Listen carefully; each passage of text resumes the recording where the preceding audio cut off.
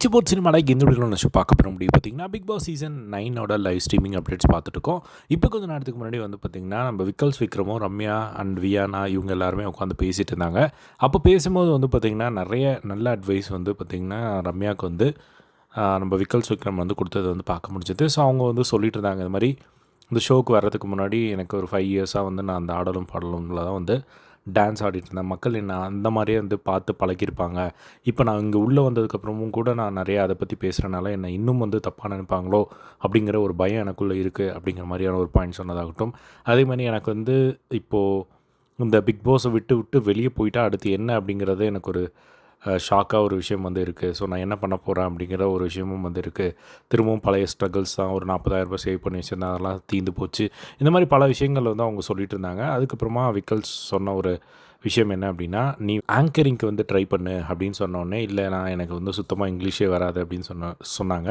அதெல்லாம் வரலன்னா என்ன, நீ வந்து ட்ரை பண்ணு ஃபெயில் ஆகு, திரும்பவும் வேறு ஏதாவது பண்ணு. ஸோ ட்ரை பண்ணுறதுல ஒரு தப்பும் கிடையாது அப்படிங்கிற மாதிரியான விஷயத்த வந்து ரம்யாவுக்கு ஒரு அட்வைஸாக வந்து கொடுத்தது பார்க்க முடிஞ்சது. அது மட்டும் இல்லாமல் இன்றைக்கி வந்து நம்ம ஒரு ஸ்கிட் பண்ணுவோம். அதில் வந்து நீ தான் வந்து ஆங்கரிங் பண்ணி ஓப்பனிங் பண்ணுற, அதே மாதிரி இங்கிலீஷில் தான் வந்து நீ சொல்கிற அப்படிங்கிற மாதிரி வந்து நிறைய மோட்டிவேட் பண்ணிட்டு இருந்தாங்க. அது மட்டும் இல்லாமல் சோஷியல் மீடியாவில் வர கமெண்ட்ஸ் எல்லாம் நீ தயவு செஞ்சு விட்டுரு. நான் வந்து 13 கண்ட்ரிக்கு போயிருக்கேன், அவ்வளோ ஷோஸ் பண்ணியிருக்கேன். என்ன இப்போ நீ என் கமெண்ட் பாக்ஸில் போய் பார்த்தீங்கன்னா கூட திட்டுறதுக்கு ஒரு குரூப் இருந்துகிட்டே இருக்கும். எதுக்கு திட்டுறானுங்கன்னே வந்து தெரியாது. நான் ஸ்டோரி போட்டால் திட்டுவானுங்க.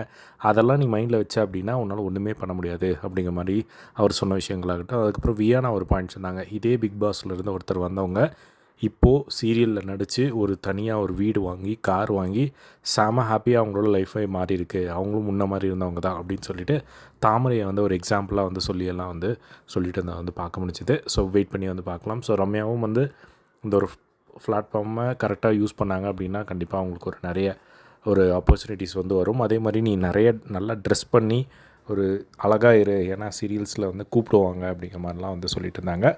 ஸோ இதை வந்து போயிட்டுருக்கு. ஸோ இதே மாதிரி எல்லா பிக் பாஸ் அப்படி தெரிஞ்சுக்க நம்மளோட சேனலை சப்ஸ்கிரைப் பண்ணி சப்போர்ட் பண்ணுங்கள். தேங்க்ஸ் ஃபார் வாட்சிங்.